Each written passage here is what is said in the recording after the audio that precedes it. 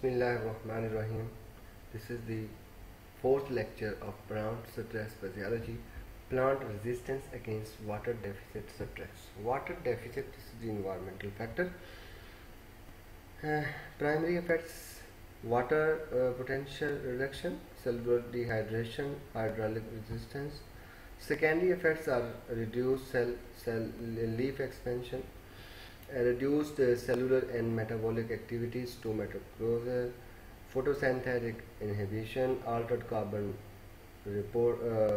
portioning, ROS production, and ion cytotoxicity. These are the secondary effects of environmental factor, that is water stress. Lecture number 4. This diagram is very important.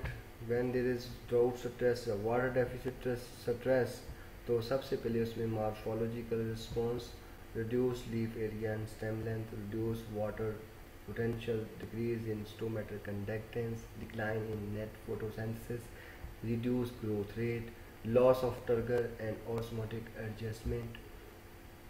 Biochemical response जो उसमें हो सकता है, increase in antioxidative enzymes यानी SOD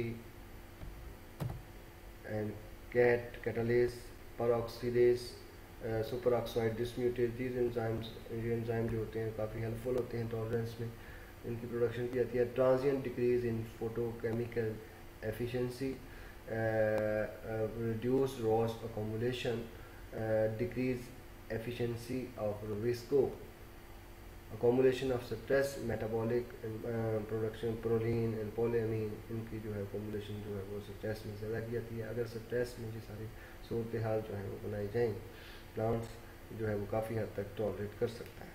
Molecular response: increase expression in ABA biosensor gene.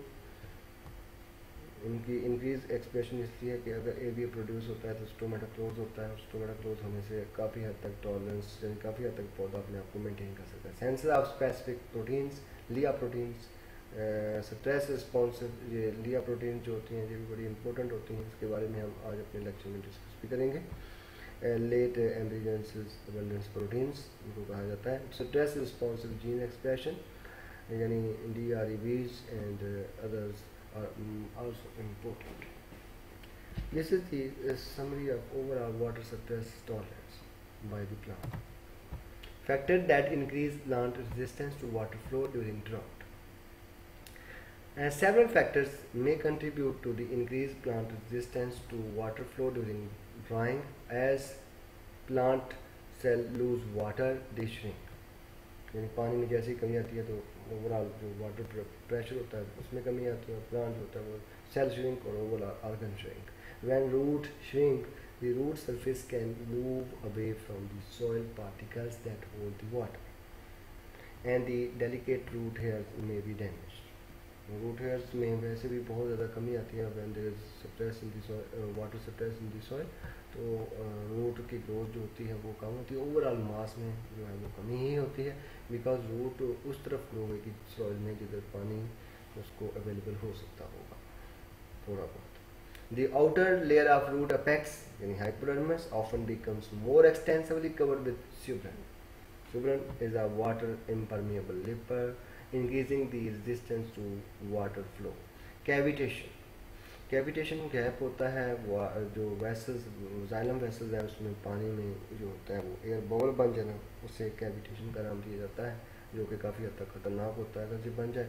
और क्योंकि इसके बन जाने की वजह से जो वाटर ट्रांसपोर्ट है उसमें काफ़ी कमी आती है, और जो जाइलम वेसल है वो डैमेज हो जाती है. The breakage of water column under tension within the xylem. Transpiration from leaves pull water through the plant by creating a tension on the water column. The cohesive forces that are required to support large tensions are present only in very narrow columns in which the water adheres to the walls.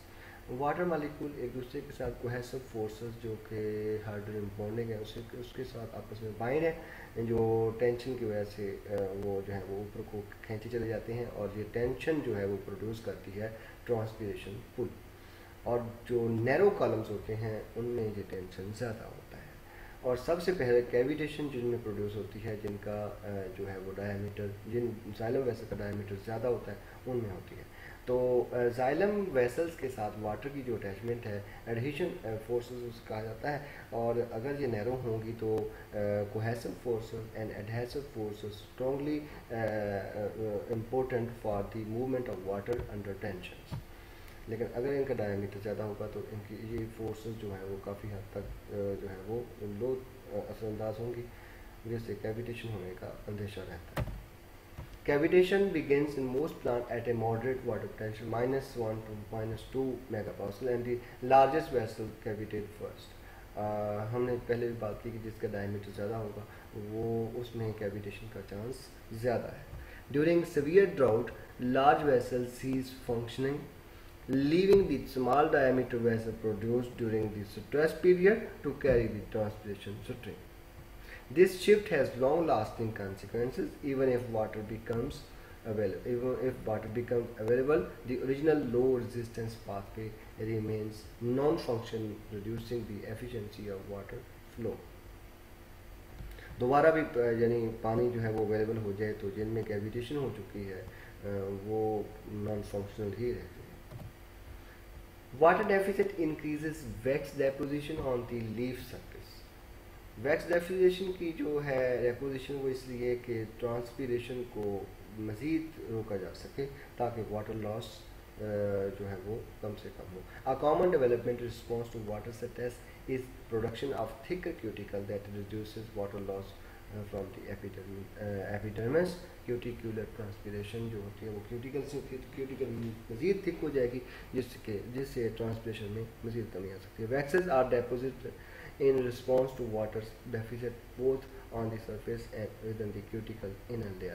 The inner layer may be more important in controlling the rate of water loss. A thicker cuticle also decreases carbon dioxide permeability. Leaf photosynthesis remain unaffected because the epidermal cells underneath the cuticle are non-photosynthetic. Cuticular transpiration, however, accounts for only 5 to 10% of the total leaf transpiration, so it becomes significant only if stress is extremely severe or if the cuticle has been damaged. Cuticular transpiration का total transpiration में 5 से 10% तक होता है, तो आम हालात में तो इसमें कोई मसला नहीं होता, लेकिन severe drought में ये काफ़ी हद तक जो है वो प्रॉब्लम कर सकती है। Water deficit alters energy dissipation from leaves.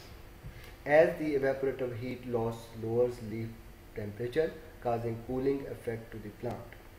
In warm, dry climates, an experienced farmer can decide whether plant need water simply by touching the leaves, because a rapidly transpiring leaf is distinctly cool to the touch. जब एक farmer जो है वो experience है तो वो just plants को देख के या उसको हाथ लगा के ही जो वो फैसला कर सकता है कि आया कि इसको पानी की ज़रूरत है या नहीं है, क्योंकि एक वार्म जो क्लाइमेट होता है उसमें आप अगर प्लांट को टच करते हैं तो वो आम एनवायरनमेंट से आपको थोड़ा कूल लगेगा, बिकॉज ट्रांसपीरेशन जो है वो उससे वो हीट भी वो है जो हाई एनर्जेटिक वाटर मॉलिक्यूल्स हैं उनको रिलीज़ करता है, और जो बैक में है उनमें कम एनर्जी की वजह से वो थोड़ा कूल फील होगा। When water supplies limit transpiration, leaf heats up unless and other process offset the lack of cooling. Because of these effects of transpiration on leaf temperature, water stress and heat stress are closely interrelated.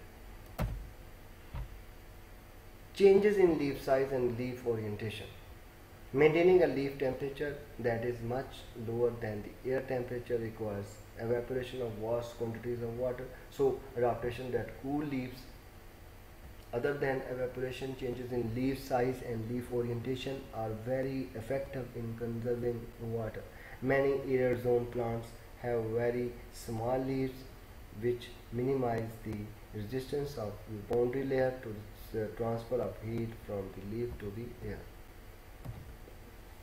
In larger leaf movement can provide additional protection against heating during water stress. Leaves that orient themselves away from the sun are called paraheliotropic. Leaves that gain energy while orienting themselves normal perpendicular to the sunlight are referred to as diaheliotropic. Hairs on the leaf surface.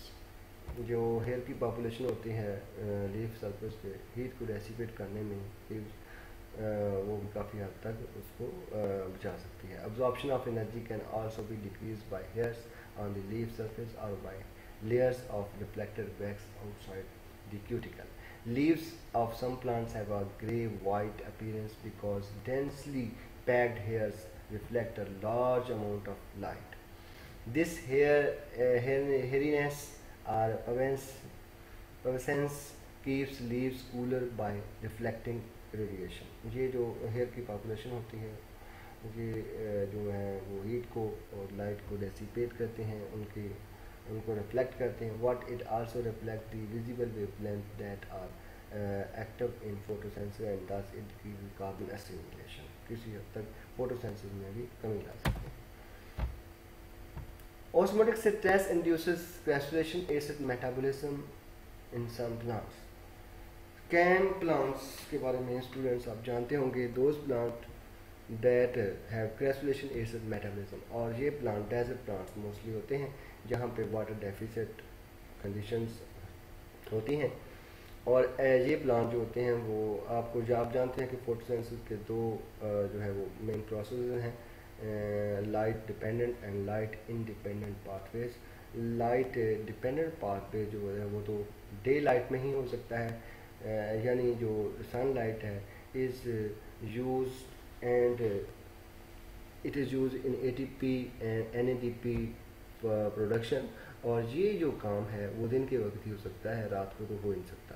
And दूसरा जो process है वो है जी light independent reactions. Light independent reaction में carbon assimilation, carbon जो है वो कार्बन डाइऑक्साइड जो है वो उसकी फोटोसिंथेसिस की प्रोडक्शन जो होती है उसमें होती है.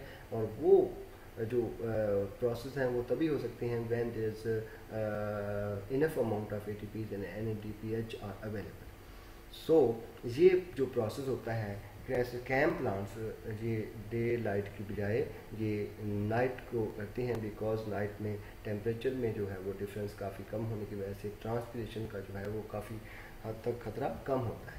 The leaf to air vapor pressure difference that drives transpiration is much reduced at night when both leaf and air are cool. As a result, water use efficiencies of CAM plants are among the highest measured. तो water use efficiency सबसे ज़्यादा cam plants में इसी वजह से है. ये carbon जो है वो फिक्सेशन का जो प्रोसेस है, फोटोसिंथेसिस के बनने का प्रोसेस, शुगर्स के बनने का प्रोसेस, यानी लाइट इंडिपेंडेंट मैकेनिज्म्स जो होते हैं वो रात के वक्त इसमें होते हैं, जिसकी वजह से इसमें जब स्टोमेटा को खोलना पड़ता है तो उसमें वाटर का लॉस मिनिमम होता है. अ कैम प्लांट में gain 1 gram of dry matter from only for only 125 gram of water used, a ratio that is 3 to 5 times greater than the ratio of a typical C3 plant. C3 plant के में 3 से 5 गुना ज़्यादा. CAM plant is very prevalent in succulent plants such as cactus. Cactus में ये काफ़ी हद तक पाया. Some succulent species display facultative CAM, यानी switching to CAM when subjected to water deficits और सेलाइन कंडीशन. नॉर्मल कंडीशन में जब वाटर इनको अवेलेबल होता है उस वक्त ये कैम मैकेनिज्म परफॉर्म नहीं करते, but when there is water deficit ये शिफ्ट हो जाते हैं कैम मैकेनिज्म में. दिस शिफ्टिंग की वजह से इसको कहा जाता है facultative CAM. This switch in metabolism is a remarkable adaptation to stress involving accommodation of the enzymes phosphoenolpyruvate, carboxylase, pyruvate, orthophosphate dikinase and NADP malic enzyme among others, because ये enzyme जो होते हैं ये cam mechanism में काफ़ी हद तक involve होते हैं. CAM metabolism involves many structural, physiological and biochemical features including changes in carboxylation and decarboxylation pattern, transport of large quantities of malate ion and out of vacuoles, and reversal of the periodicity of stomatal movement. The SCAM induction is a remarkable adaptation to water deficit that occurs at many levels of organization. Thanks, students.